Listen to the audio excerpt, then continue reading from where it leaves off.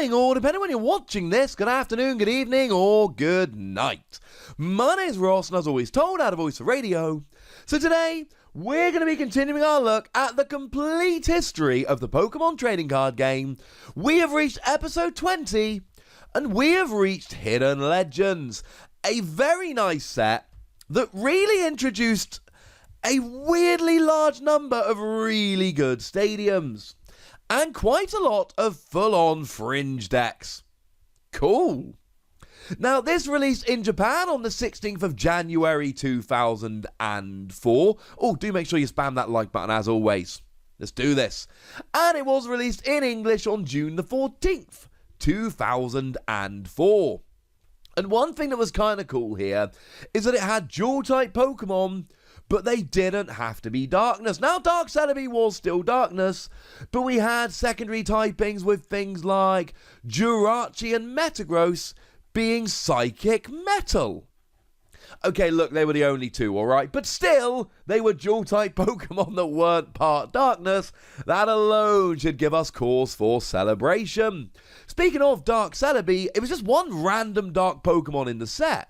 We've seen this before with plenty of other sets bringing in Dark Pokemon, but it was just one random Dark Celebi and nothing else, which was kind of a little bit weird. Now, it was the first set without e-reader compatibility. I did tell you in the previous video that that was the last one with the e-reader compatibility, so of course, this would be the first one without. Still 9 cards per pack though, so remember, when they brought in the .co technology, the e-reader compatibility, they dropped to 9 cards in a pack because of the extra cost. Yeah. Alrighty then. Now, it also had reverse holo changes, which is very, very, very cool here. And the lovely folks over at Bulbapedia, good site I use for research and you should too, did point this out. Instead of just being a plain reverse holo, it's got the same foil, but with an energy symbol pattern. How cool is that? The answer, ladies and gentlemen, is very. There's an example on the screen. You can have a good look there. Now, there was a box topper for the set. It was Groudon, which was also the only secret rare in the set. There was only one, and it was a box topper, which did make it a little bit less special, because you could either cross your fingers to pull the secret rare, or you could just buy a box and guarantee to get it. Sad face. The pre-release promo was Swalot. I've got very little to say about this, except it was a pre-release promo. Yay! Go Swalot. Now, in terms of the most expensive cards in the set, you're probably looking at Ninetales EX, which comes in around $50. Although, honestly, most of the EXs in the set are sitting around $30-ish. It was the next set where prices started getting a little bit dumb expensive. But we'll get to that one next week. Although worth pointing out, Reverse Holo Desert Ruins goes for about $25 here. But as we're going to see, Desert Ruins is a very, very, very good card. And the Reverse Holos were particularly cool in these EX era sets, so maybe that helps to explain it. And it is worth pointing out that the Machoke to Machamp line were actually used as tournament promos. So Machamp would be given out when you went to a city championship. Machoke would be given out when you went to a state championship. And Machamp would be given out when you went to a national championship. I should mention, of course, that Beldum was a gym challenge participation prize as well, if that's what you're into. And like we always do here, I suppose we should just have a quick run through the EXs, although unfortunately none of these really made much competitive impact at all, and maybe one I suppose. So we had Groudon EX and Kyogre EX, following on from the Aqua Magma ones we saw in the previous set. We had Metagross EX and Ninetales EX, very much fan favourites.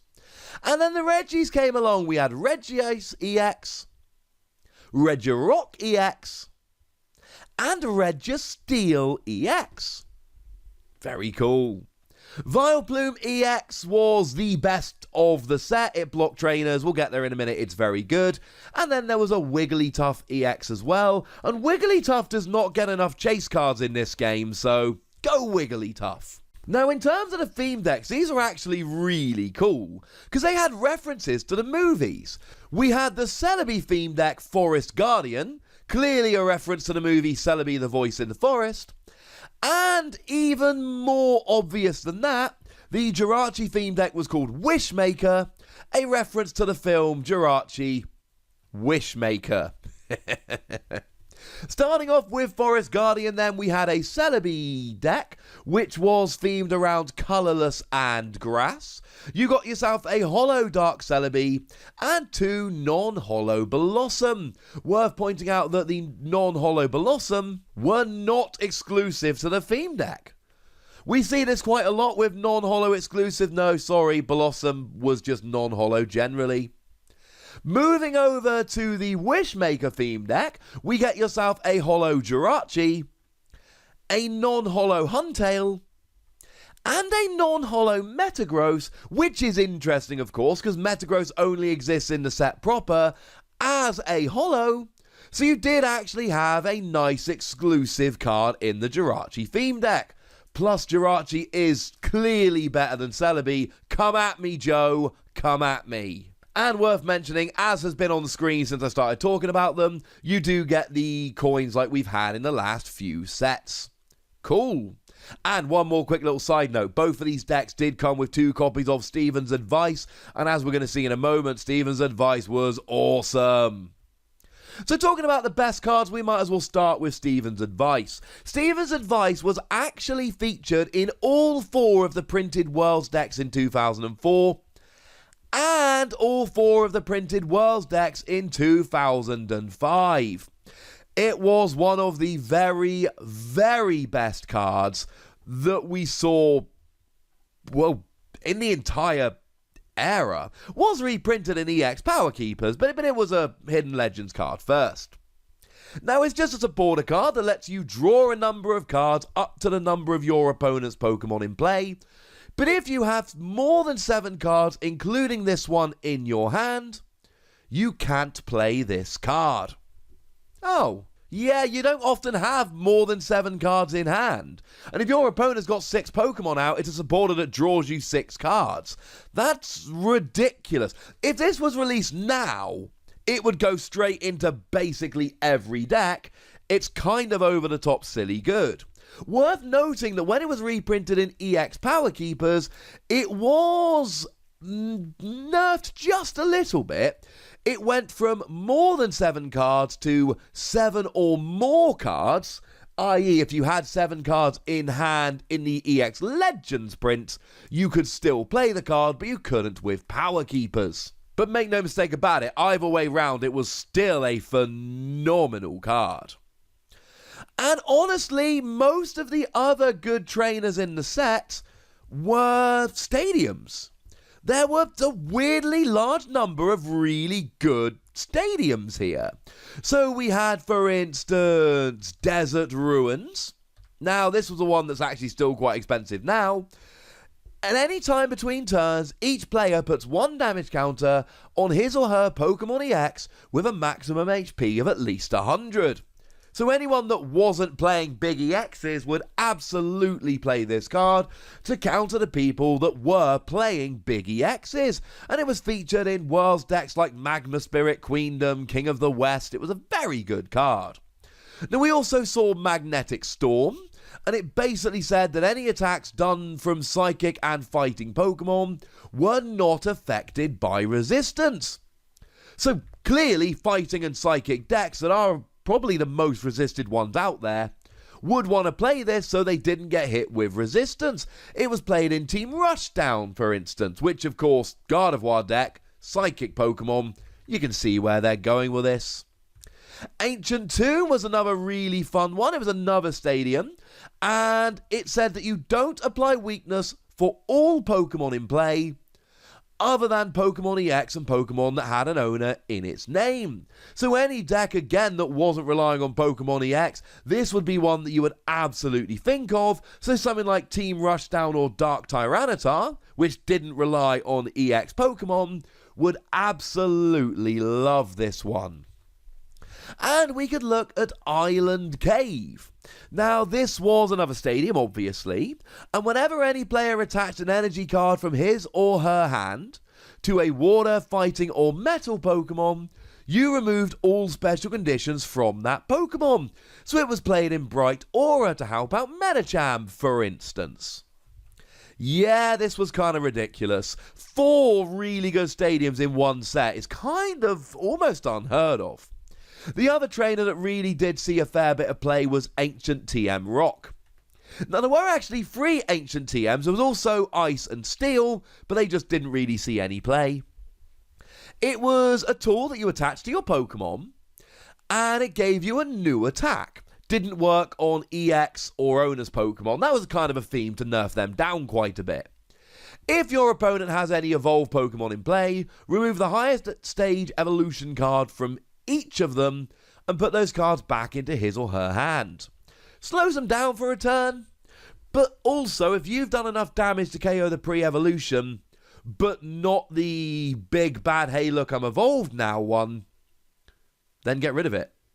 Simple. Get rid of a top evolution and they instantly get KO'd because now they've got enough damage to be KO'd. And this did see quite a lot of play. It made its way into Rocky Beach, Dark Tyranitar, King of the West. 3 different printed Worlds decks played this. It was a very, very nice Pokemon tool. Now, moving over into the best Pokemon in the set. And it was kind of weird. There were 4 good ones that really did make an impact, and then a whole bunch of fringe dudes. So Jirachi was a very good one, popped up in a couple of Worlds decks, Dark Tyranitar and Bright Aura. And for 1 colourless energy, you just got to search your deck for a card that evolves from one of your Pokemon and put it on that Pokemon. And it really was just to get your evolutions out more consistently. And of course, if you use this to search for a stage 1, then you'd have the stage 1 at the end of your turn, meaning you could then evolve up into the stage 2 next turn. That was pretty good for consistency. Rhydon was another one that came around very nicely, saw playing King of the West, and it had the Pokebody Power Diffusion. As long as it is your active Pokemon, you prevent all damage done by attacks to all of your benched Pokemon. Not bad. 20 damage for 1 energy is fine. 1 fighting, 2 colourless, 50 damage. But if there's any Poke Powers or Poke Bodies, it did 70. But it also protected your bench. So anyone that was trying to spread damage around, Rhydon would come out and be like, no. No, you leave, man. You leave. Now, one that did make its way into a really large amount of decks here was Blossom. Blossom had the Poke Power Heal Dance. Once during your turn, you may remove 2 damage counters from one of your Pokemon, but you cannot use more than 1 of those powers each turn. I.e., if you had 2 Blossom out, you could still only use it once. Now, it was played in that Blaziken deck that went and got second at Worlds. It was played in Wailord as well, because that was a deck that wanted healing, what with the whole giant Pokemon thing. And it really did just make its way into any deck that needed it. Vileplume GX was a pretty good card from this set, we'll see that in a moment. And obviously if you're playing Vileplume, this runs off the same evolution line, so why would you not pop a Blossom in there as well? The other one that was really good here was Milotic. There was a real big part of that Queendom deck that went and won the World Championships back in 2005, and it really did win Worlds. It was, it got first and it got third, but the one that got knocked out in top 4 got knocked out by the one that won. When you evolved into it, you just removed all damage counters from all of your and your opponent's Pokemon other than Pokemon EX. So against, again, lots of EX hate because EXs were good. So what you would essentially do here is play against a big EX deck, and then at one point during the game, maybe more if you could reuse it, you would just heal all of your Pokemon while not healing your opponents, and that's kind of amazing if I'm honest with you. That's kind of amazing. Now, looking into more fringe Pokemon, we saw Walrein here. Now, this actually, as a deck, was played by Kyle Sukovich, Puka himself, who got second at the US National Championships and top 16 at Worlds with Walrein. It was really good against Blaziken. The Poker Power, once during your turn, you may reveal the top card of your deck. If it's a basic energy, you attach it to one of your Pokemon. That really helps in terms of energy acceleration. And then free energy, 50 damage, flip a coin if heads. The defending Pokemon cannot attack during your opponent's next turn. So when you're hitting weakness against Blaziken, which was huge back then, and they can only attack every other turn, yeah, that sounds pretty good, ladies and gentlemen. That sounds pretty good to me. Vileplume was another one that really did just make a deck in and of itself. The Pokeball Block Dust said that your opponent couldn't play any trainer cards while Vileplume was active. The attack was fine, free energy, 50 damage, flip a coin if head, sleep and poison if tails confused. It wasn't really about the attack, it was about the fact that while your opponent couldn't play any trainer cards, there was very little they could do. And then of course you could do really fun things like stick a stadium in play because your opponent couldn't replace it. So keep a Battle Frontier in place so your opponent couldn't use Pidgeot, for instance. Yeah, Pidgeot's coming up in the future, don't you worry about that. Crobat was quite a fun card in this set as well. The attack Flutter Trick for 1 colourless energy did 20 damage, and you flipped a coin if heads, look at your opponent's hand and choose a card for your opponent to discard. Now bearing in mind we had Desert Shaman back then, which would give your opponent a new hand of 4 cards, and then you could start using this. That was kind of fun. Triple Poison, 10 damage plus 3 poison damage counters between turns for 2 energy was fine, but it was kind of Flutter and the hand disruption that was the best thing about this. Now Gorbis was kind of a fun one because it actually made its way into a lot of different decks with a lot of different partners. 1 energy, 10 damage plus paralysis on a coin flip wasn't great, but 2 energy, 20 damage plus 10 more for each psychic energy in play really was. And it doesn't say attached to your Pokemon, it says in play. And there were a bunch of psychic decks around at the time. Yeah, you could play it in your own psychic deck, or you could play it against a psychic deck. Either way, it worked quite nicely. Exploud was another deck that kind of really was just Exploud. And it had 3 attacks, which we don't see very often, and they all did good stuff. 1 energy, 10 damage to each of your opponent's Pokemon. 2 energy, 30 damage to any one of your opponent's Pokemon, i.e. targeted hitting the bench. Or 4 energy, 60 damage. It was a fun little Fringe deck. It wasn't amazing by any stretch, but it was a nice little card that came around as kind of its own deck. Now, Metachan was another quite good one.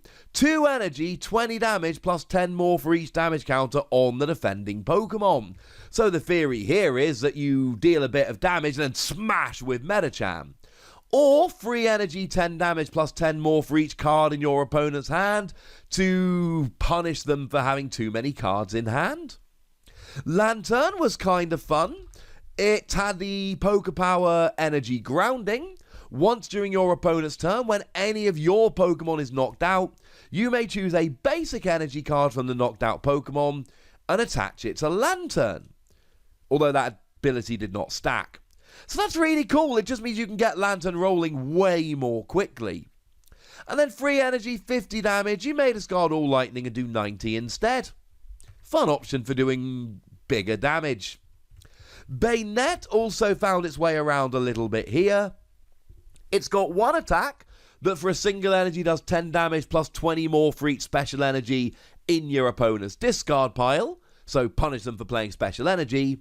And then for 2 energy, you counted the number of basic Pokemon or evolution in your discard pile and put that many damage counters on the defending Pokemon, but up to a maximum of 6. So you can either drop damage counters because of your Pokemon in the discard pile, or do damage based on the number of special energy in your opponent's discard pile. Lovely. And then finally Shiftry. Shiftry was another one that was kind of a deck unto itself. 2 energy, 30 damage, choose a basic or evolution card in your opponent's hand and put it on the bottom of their deck.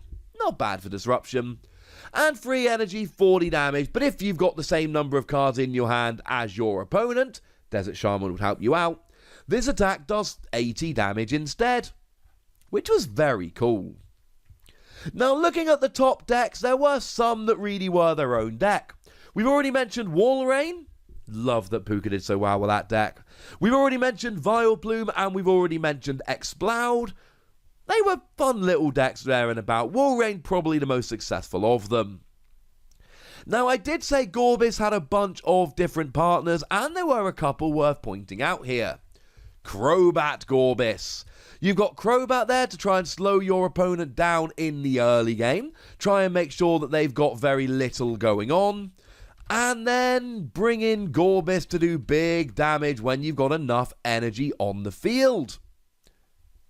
Yeah, that. But also Metagross Gorbis was very, very fun.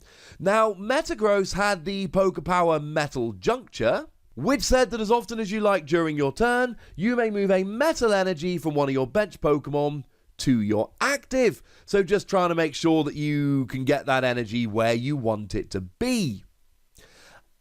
Also, there was the rather lovely Metang that came around in this set that let you search your discard pile for a Metal Energy and attach it to Metang.